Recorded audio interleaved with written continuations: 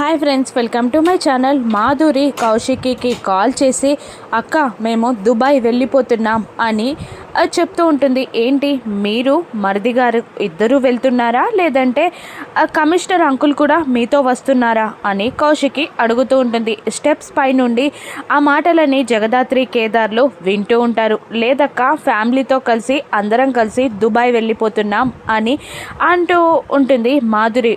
ఓహో అవునా అని అంటుంది కౌశికి. ఇక ఆ మాటలు విన్న జగదాత్రి కేదార్లు ఆలోచించుకుంటూ బయటికి వస్తారు. ఇక కేదార్ ఇలా అంటుంటాడు, ఒక్కసారి కమిషనర్ దుబాయ్ వెళ్ళిపోయాడు అంటే జీవితంలో ఇక్కడికి రాడు అని అంటూ ఉంటాడు కేదార్. జగదాత్రి కూడా అవును, ఇక వాళ్ళు దుబాయ్ నుండి వచ్చే ప్రసక్తే ఉండదు అని జగదాత్రి కూడా అంటూ ఉంటుంది. ఇక సాధు సార్కి ఫోన్ చేసి జేడి ఇలా అడుగుతూ ఉంటుంది, హోమ్ మినిస్టర్ అరెస్ట్ అయ్యాడు కదా సార్, మేము నెక్స్ట్ స్టెప్లో కమిషనర్ సత్యప్రసాద్ని అరెస్ట్ చేస్తామని అతనికి తెలిసిపోయినట్టుంది.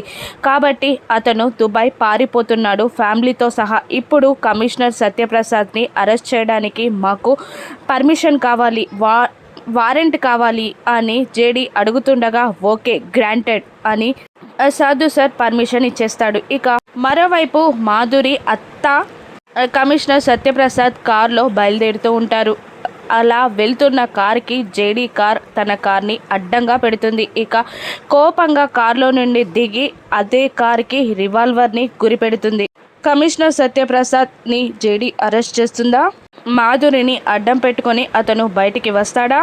కావ్య నిజాయితీని ఎలా నిరూపిస్తుంది జగదాత్రి? రాను ఎపిసోడ్స్లో చూద్దాం. Thank you for watching.